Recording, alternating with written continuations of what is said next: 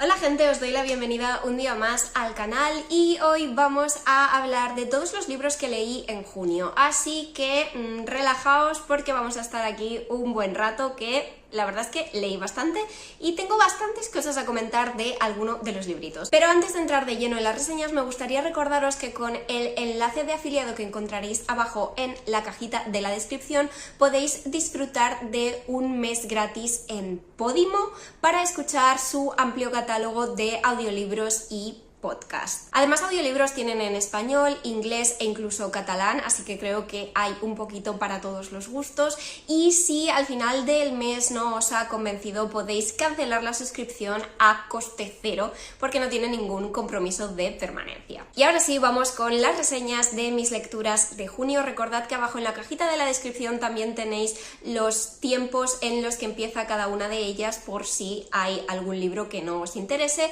o uno al que queráis ir directamente. Voy a empezar por este cómic de Doctor Who, que es el sexto protagonizado por el 10º Doctor. En concreto se titula Pecados del Padre y está escrito por Nika Batzis, George Esposito, Eleonora Carlini y Ariana Florian. La verdad es que estos tomos son un poquito difícil de reseñar porque cada uno de ellos suele contener varias historias y no siempre todas las historias de un tomo están al mismo nivel ni despiertan el mismo interés o provocan la misma satisfacción. En esta ocasión en concreto tenemos tres historias diferentes. La primera se ambienta en el Nueva Orleans de la época dorada del jazz, que la verdad es que ha sido una ambientación que a mí personalmente me ha gustado mucho. Me ha gustado también que la trama tenga relación con la música y además en ella se continúa con el tema de los nocturnos, que son una especie alienígena que ya ha salido en tomos anteriores de los cómics de Doctor Who. Por un lado me parece interesante que se retomen temas de números anteriores porque da cierta sensación de continuidad, pero también es verdad que aquí en España los cómics están saliendo bastante espaciados unos de otros. Creo que el anterior a este salió en 2022, con lo cual llevábamos más de un año sin cómic nuevo de Doctor Who y confieso que precisamente por eso a mí se me habían olvidado ya como varios detalles y eso ha hecho la experiencia de lectura un pelín más confusa, aunque debo destacar que de esta primera historia me ha gustado el hecho de que creo que ha sido la primera vez que he conectado realmente con Cindy, que es una de las acompañantes del Doctor en los cómics. Por lo general me gustan bastante más los acompañantes de la serie que los de los cómics, y Cindy la verdad es que era un personaje al que no le acababa yo de pillar el punto, pero en esta historia inventada en Nueva Orleans ha sido la primera vez que he empatizado con ella y que me ha caído realmente bien. Además creo que es un tomo en el que hay varios momentos, varias ocasiones en las que las acompañantes del Doctor demuestran cómo han cambiado a raíz de viajar con el Doctor y vivir las aventuras que viven con él, etcétera, y cómo las ha cambiado para bien y para mal. Y lo cierto es que ese tema es uno de los que más me gusta del universo de Doctor Who. Después tenemos la segunda historia, que también reprende una trama de números anteriores del cómic, y es la trama de Sutekh. Pero, de nuevo, como no lo tenía exactamente fresco, la verdad es que me he perdido un pelín en algún punto. Sin embargo, ha sido curioso que poco después de leerme este cómic, Sutekh reaparece en la serie de televisión de Doctor Who, y de hecho es su primera aparición en la era moderna de la serie, y debo decir que es una de las pocas ocasiones en las que considero que en el cómic el tema está tratado mejor que en la serie. En la serie se me quedó un poquito flojo y creo que el cómic realmente ahonda más en todo el personaje de Sutekh. Y la tercera y última historia es corta, pero tiene el elemento sorpresa de que aparecen los doctores de Matt Smith y Peter Capaldi en dos tramas que se entrelazan con la de David Tennant, y aunque es cierto que no llegan a interactuar en ningún momento, por lo tanto no es exactamente un crossover entre los tres doctores, yo siempre disfruto muchísimo de cuando una historia de Doctor Who nos habla de más de una de las personificaciones del Doctor, y en esta ocasión además se trata de mis tres favoritas, con lo cual pues yo encantada. A continuación voy a hablaros de The Agency for Scandal de Laura Wood, que también está publicado ya en español con el título Secretos y Escándalos, si no me equivoco. El caso es que evidentemente yo esperaba que el libro me gustara, pero no esperaba que me gustara tantísimo, y creo que es una de las pocas ocasiones en las que la típica estrategia de marketing de compararlo con otros libros o otras series o historias ha dado realmente en el clavo, porque se vende como un cruce entre Enola Holmes y Bridgerton, y la verdad es que me parece muy acertado. La verdad es que esas son justo las vibes que a mí me ha transmitido, aunque sí que es cierto que quizá está un poco a caballo entre ambas, porque no es ni middle grade como Enola Holmes, ni es adulto como Bridgerton o cualquier otro romance de época, sino que se trata de una novela juvenil. En esta historia la protagonista es Isobel, o Isi, que es hija de una familia noble que ha perdido su fortuna y tiene un trabajo en el aviario, que es una sociedad de mujeres que se dedican a espiar a varios nobles y varios hombres poderosos, que en muchos casos se aprovechan de la gente que está por debajo de ellos o que tratan mal a sus esposas, y ellas se dedican a reunir pruebas en su contra para normalmente chantajearlos y conseguir pues o que se comporten bien o que dejen sus negocios sucios, etc. El caso es que en este momento el aviario tiene entre manos un caso en el que acaba viéndose involucrado Max, que es el crush de Isi desde hace tiempo, y ambos se ven obligados a trabajar juntos para desenmascarar al malvado villano y salvar la situación. Lo cierto es que para mí Laura Butt ha sabido combinar divinamente la trama de misterio, que si bien es verdad que puede ser un pelín predecible en algunos puntos, eso para mí no le ha restado disfrute ni entretenimiento. Y como os digo, combina eso muy bien con las dosis de aventura y riesgo, con el romance tan tierno entre Isi y Max, y en general con los personajes, tanto los protagónicos como los secundarios, y sus dinámicas. Además es un libro en el que el protagonismo de las mujeres es muy prevalente, y me ha encantado cómo enfoca su lucha y la defensa de sus derechos a través de esa agencia de espías en la que cada miembro tiene un talento concreto, algunos de lo más variopintos, y trabajan como en pequeños equipos en los que sus talentos se complementan, se cubren unas a otras, y en general hay un sentimiento muy fuerte de pertenencia a esta especie de sociedad secreta, y la verdad es que la autora tiene un estilo súper cercano y fluido que consiguió que me bebiera 350 páginas de una sentada. Es el primer libro que leo de ella, pero sin duda no va a ser el último. Seguimos con las historias de época, pero pasamos a una adulta, y es que en junio por fin me leí Bringing Down the Duke de Evie Dunmore, que es el primero de una serie de romance histórico que sigue a mujeres sufragistas de la época. Este primero ya está publicado en español, creo que el título es un voto muy valioso. Os voy a dejar un segundito la portada en español por aquí por la pantalla, porque es cierto que es bastante diferente, pero quiero que lo identifiquéis porque me parece que es un libro que vale la pena tener en cuenta si os gusta el género. Porque ya os digo que yo no tengo ni idea de por qué he tardado tanto en leerlo, o sea, deshonra sobre mí. Es cierto que al principio me costó un pelín meterme en la historia porque no estoy tan acostumbrada a leer este tipo de historias en inglés, con lo cual el vocabulario típico de la época, sobre todo mucho vocabulario relacionado con la vestimenta, al principio me costó un poco hacerme con él, pero tampoco tardé tanto en sentirme involucrada en la historia, y una vez que lo conseguí, las páginas volaron. Por un lado, esta es la historia de Annabelle, que es una mujer que consigue su sueño de estudiar en Oxford con el apoyo de las sufragistas, que a cambio de la beca que le dan, me parece, le piden que forme parte de su grupo, de su movimiento, de sus reuniones, y de hecho le encargan que se acerque a el duque de Montgomery, creo, bueno, a Sebastián de Veró,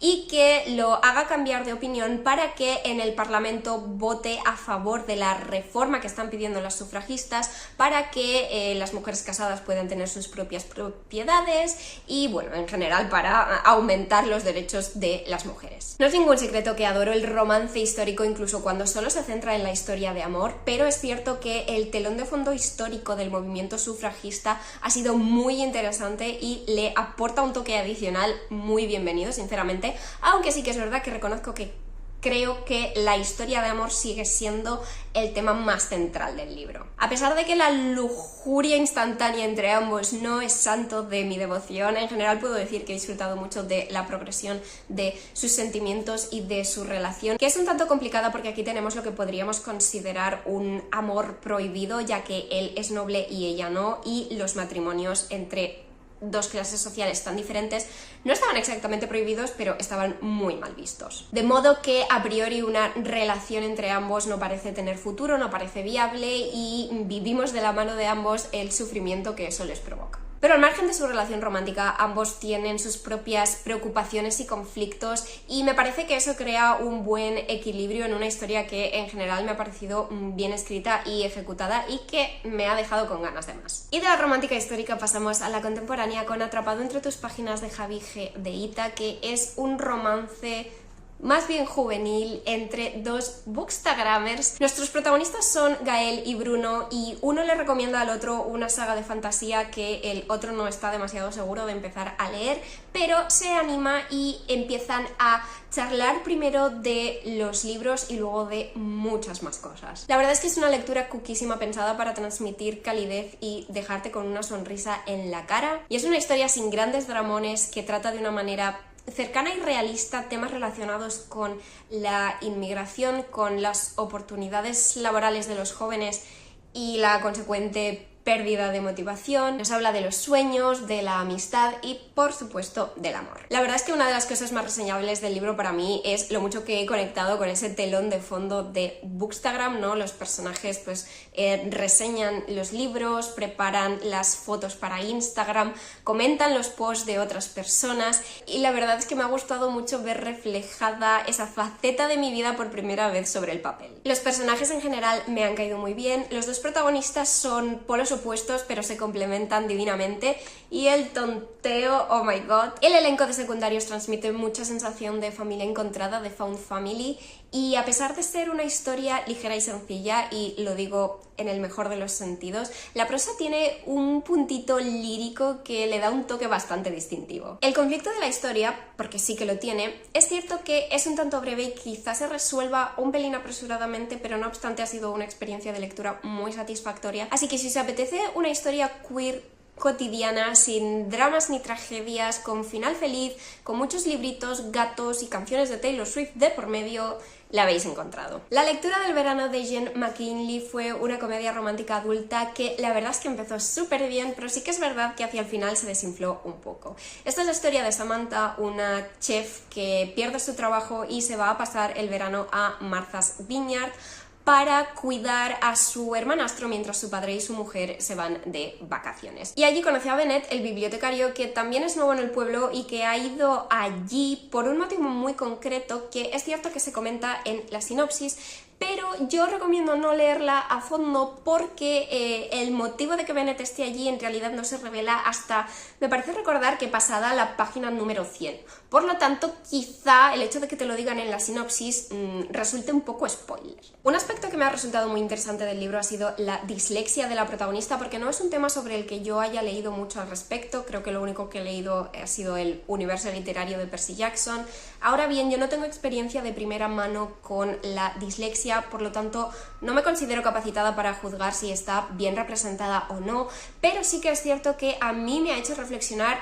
sobre varios aspectos relacionados con la dislexia, como por ejemplo la tipografía en la que se imprimen los libros. Un dato curioso es que en inglés este libro se ha publicado con una tipografía específica diferente a la habitual, que se supone que facilita la lectura a las personas disléxicas, lo cual me parece un puntazo, aunque esto no se ha reproducido en español, sino que en español tenemos la tipografía normal y habitual en las obras de Titania, y de hecho la autora habla del tema en una nota inicial, que sí que es verdad que este libro, esta edición contiene esa nota inicial, pero han suprimido el párrafo en la que la autora explica por qué el libro en inglés se ha publicado con una tipografía diferente. Y esto lo sé porque el libro lo leí en lectura conjunta con mi hermana y ella tenía la edición en inglés y me pasó foto de ese párrafo porque también le pareció muy curioso, y cuando yo leí la nota en español vi que pues esa explicación no estaba, porque evidentemente si en español no se ha publicado con una tipografía diferente pues no tenía mucho sentido conservarlo.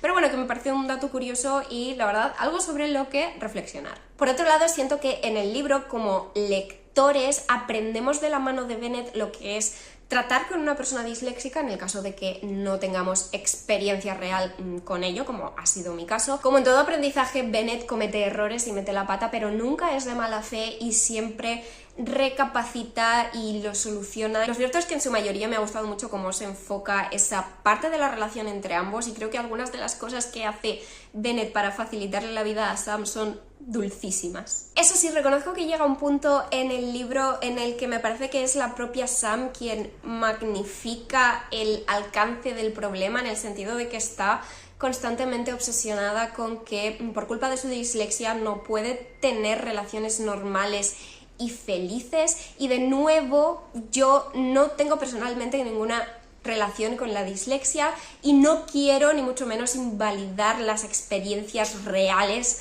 de quien tiene dislexia, pero sí que me ha parecido que al final era ella misma quien se ponía palos en las ruedas cuando la gente a su alrededor no le daba ningún motivo para estar tan obsesionada con que la dislexia iba a hacerlo fracasar todo. Otro elemento que he disfrutado mucho del libro es la evolución de la relación de Sam con su hermanastro, porque al principio de la historia no se conocen bien, apenas han tenido relación, pero me ha encantado ver cómo van poco a poco derribando muros y convirtiéndose de verdad en hermanos, en familia. Ahora bien, como he dicho, en mi opinión el final flojea, y es porque Bennett parece cambiar radicalmente de personalidad para poder encajar la famosa ruptura del tercer acto antes del final feliz. Que sí, que es cierto que recibe algunas noticias devastadoras en esa recta final del libro y que también tiene otros elementos en su vida que no se lo ponen exactamente fácil, pero la autora ha estado construyendo un personaje masculino prácticamente de 10 a lo largo del libro, humano,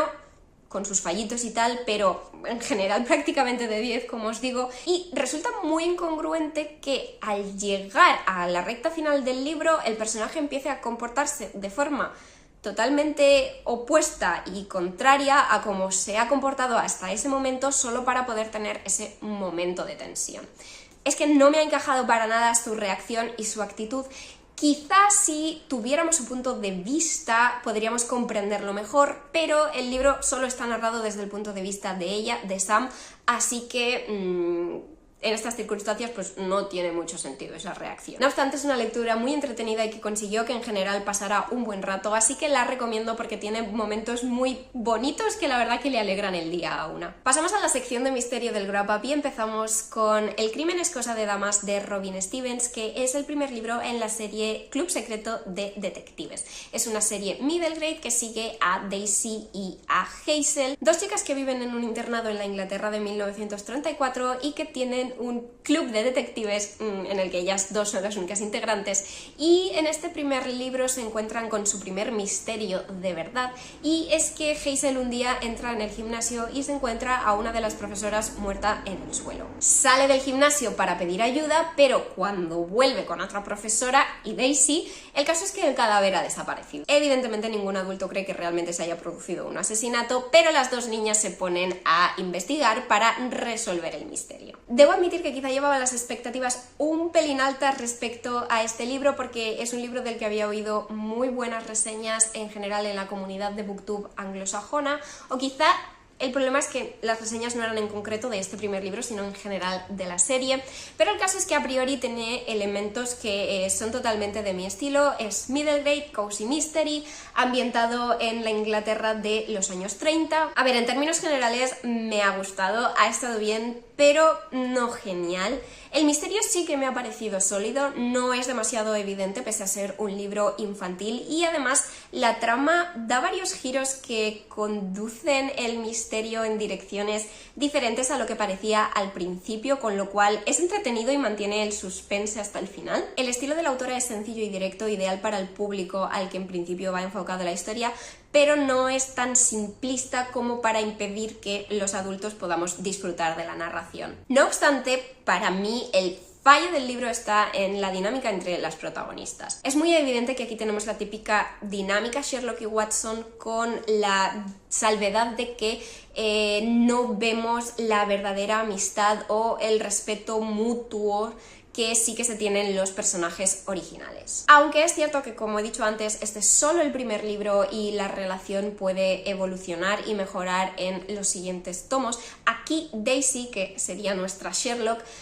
me ha parecido bastante insufrible, tiene muchos aires de superioridad, se cree mejor que los demás, no ayuda a que las niñas más jóvenes del internado la idolatren, la verdad, y además es incapaz de reconocer o dar valor a las opiniones y las sugerencias de los demás. Aunque sí que es cierto que tiene algún momento redentor en el que recapacita y se comporta mejor, de modo que creo que será interesante ver cómo en futuros libros va equilibrando un poco sus buenas cualidades y sus malas cualidades, o al menos esa es mi esperanza. Luego tenemos a Hazel, que es una niña asiática en un internado inglés, con los problemas para encajar que todo ello puede conllevar. Al principio no lo pasa demasiado bien, de modo que se aferra un poco al primer salvavidas que le tienden, y aunque es cierto que Daisy no se comporta del todo bien con ella, para ser sincera,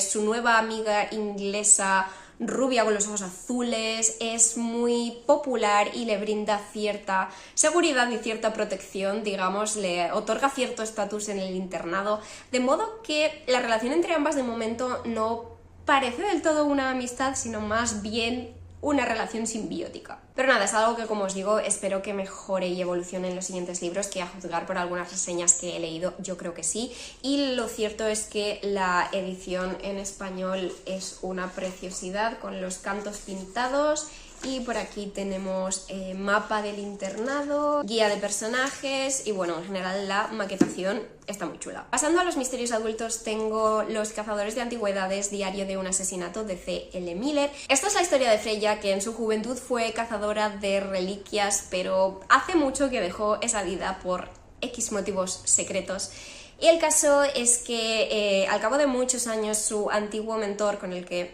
lleva siglos sin hablarse,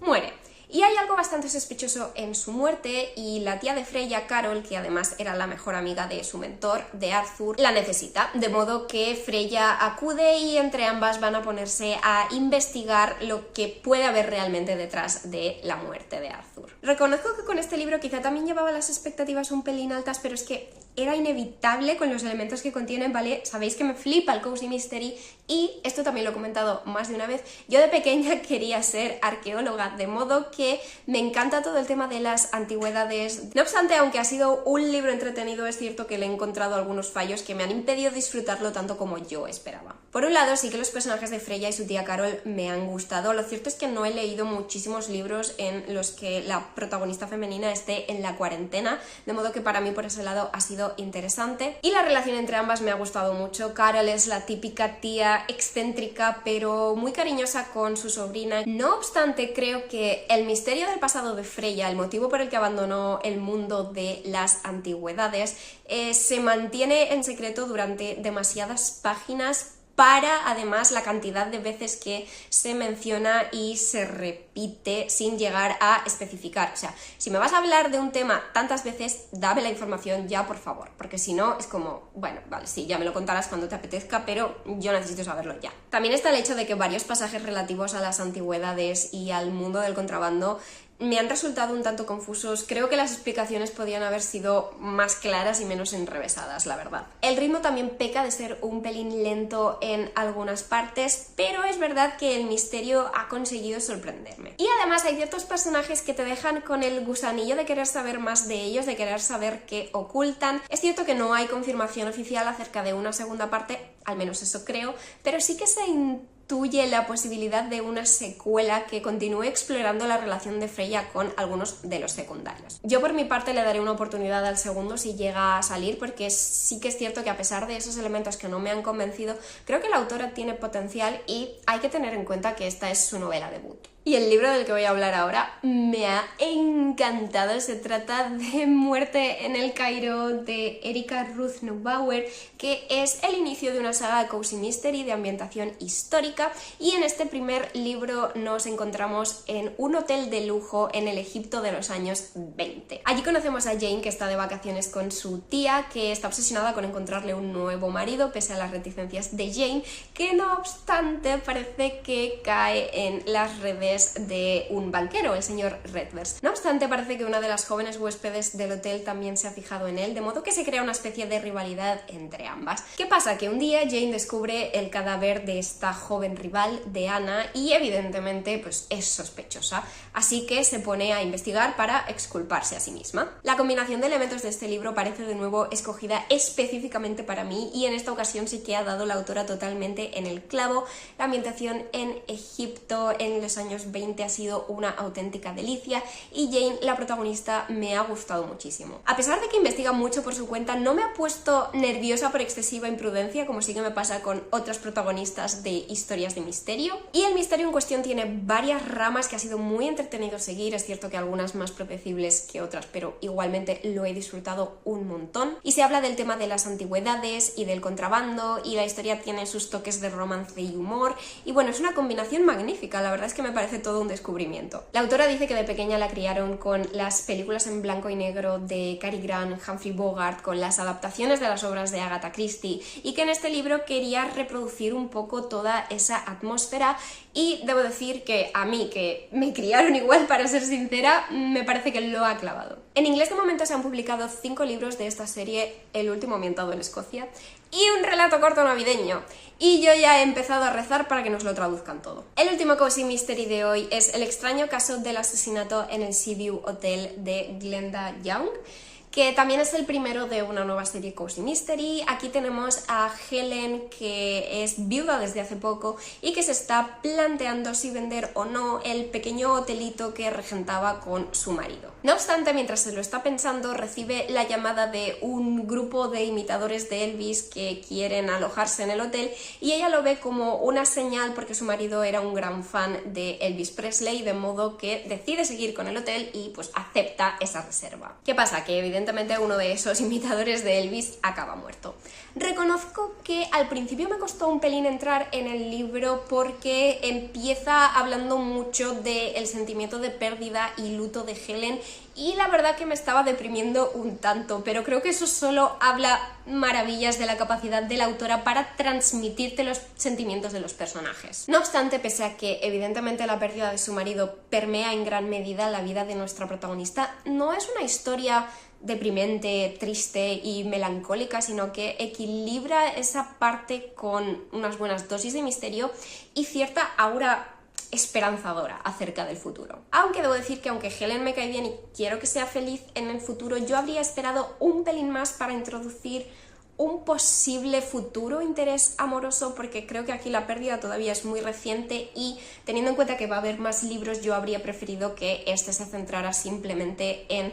Helen intentando volver a la vida normal, o más bien readaptándose a su nueva normalidad y aceptar esa soledad y ese duelo un poquito más despacio. Pero bueno, supongo que la autora no quería renunciar a ese componente amoroso que también suelen incluir la mayoría de Cozy Mysteries. Y bueno, es cierto que la esperanza de una posible futura relación pues también ayuda a equilibrar y compensar esos momentos más tristes que sigue habiendo en la trama. En esta ocasión la ambientación me ha gustado mucho por motivos personales. Se ambienta en Scarborough, que es una localidad de la costa británica.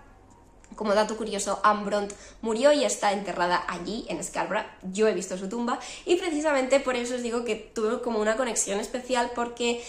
a los, no sé si 16 o 17 años, pasé 3 semanas en Scarborough. 16, a los 16 años. Pasé 3 semanas de verano allí estudiando inglés, y por lo tanto puedo asegurar que los escenarios están muy bien descritos. Además me ha hecho rememorar mi estancia allí y recordar los lugares que visité, porque sí, yo también subí a una de las barcas a pedales en forma de dragón que hay en el lago de Peaceholm Park. Eso es algo que se menciona en el libro, y además, ¿vale? Yo cuando llegué ya a este punto es que no me lo podía creer. Además, cuando estuve allí me alojé en el B&B de una señora mayor que tenía el pelo fucsia, muy cañera ella, pero es que el B&B estaba repleto de merchandising de Elvis, figuritas, pósters en las paredes, reproducciones de discos. La señora era una auténtica fan de Elvis, y cuando me di cuenta de que este libro se ambientaba en Scarborough y que además se celebra una convención de imitadores de Elvis, es que os lo juro que no podía creerme la cantidad de casualidades que parecían hablarme directamente a mí. O sea, una de esas experiencias que dices, wow, no me lo esperaba. Pero en fin, al margen de eso, creo que la autora tiene un estilo muy ameno y directo y que sabe perfilar muy bien a los personajes con unas pocas frases. Y al tratarse de un hotelito pequeño y familiar, eso contribuye mucho a la atmósfera cálida y acogedora del libro, aunque sí que es verdad que quizá la cubierta española no acabe de transmitir exactamente eso. Me parece que es muy chula, pero a mí me da más vibes de hotel pijo de los años 20 que no de un hotelito familiar en la costa británica. Además, también me ha gustado mucho la relación de Helen con sus dos trabajadoras, porque me parece que también transmiten una sensación familiar muy acogedora. Por último, el misterio. La verdad es que me ha parecido sólido, creo que se mantiene bien el suspense hasta el final, así que cero quejas al respecto. Sí que es verdad que Helen quizá peca de imprudente demasiadas veces en lo que se refiere al cuidado de su perra, porque después de que pasen ciertas cosas sospechosas sigue dejándola libre y no la vigila todo el rato, así que... Pero a ver, no os preocupéis porque evidentemente la perra acaba bien. Esto es un cozy mystery, no un thriller. Y por último pasamos del misterio cozy a la fantasía cozy con La guardiana de las habitaciones encantadas de Charlie N. Holmberg. Nos situamos en Rhode Island en 1846 y nuestro protagonista es un escritor, Merritt, que hereda una casa, Wimbrel House, en la que no ha vivido nadie durante más de 100 años, pero a él le viene esto estupendamente. El alquiler en Nueva York es demasiado caro, de modo que se muda y está decidido a convertir esta casa en su nuevo hogar, pero cuando llega allí descubre que la casa está encantada y que tiene sus propias opiniones. Después tenemos a Hulda, que trabaja para el Instituto para la Conservación de Lugares Encantados de Boston y que básicamente es una experta en limar asperezas entre los propietarios y sus casas encantadas, de modo que se muda allí una temporada para investigar cuál es el origen de que la casa esté encantada y para solucionar los problemas de Merritt en su nueva vivienda. El caso es que mientras avanza la investigación, Hulda y Merritt pues van intimando y además se enfrentan a otro peligro externo a la casa. A grandes rasgos tenemos una historia con una muy buena mezcla de elementos. Tenemos doctrinas mágicas, hechiceros, maldiciones, casas encantadas, found family, una pizca de misterio y un toque de romance para acabar de aderezar la mezcla. El estilo narrativo me ha parecido una verdadera delicia. Los personajes me han encandilado con su dulzura y su vulnerabilidad, y la atmósfera general que desprende me ha parecido súper cálida y acogedora. Además, el world building es muy interesante y creo que está muy bien dosificado porque vamos aprendiendo sobre los distintos tipos de magia y de hechiceros conforme avanza la historia y en relación estricta con la trama. La verdad es que yo lo he disfrutado muchísimo, así que os lo recomiendo si buscáis una fantasía histórica con un toque de misterio, un toque de romance, sí que este llegue a resultar abrumador, con un ritmo un poco pausado, eso sí, y una narración muy cuidada sin llegar a resultar recargada. También quería comentaros que en principio este primer libro se puede leer de forma autoconclusiva, pero sí que es verdad que la autora ha planeado una serie de 5 libros, pero dice que cada uno de ellos se puede leer de forma autoconclusiva, de modo que si quieres parar después del 2, no problem, si quieres parar después del 3, no problem, aunque sí que es posible que el 4 deje con ganas del quinto y último. Pero según tengo entendido, de momento se han publicado en inglés hasta el tercero. Y hasta aquí el wrap up de hoy, espero que lo hayáis disfrutado. Siento mucho si se han oído ruidos de fondo, pero evidentemente, como en mi pueblo me odian,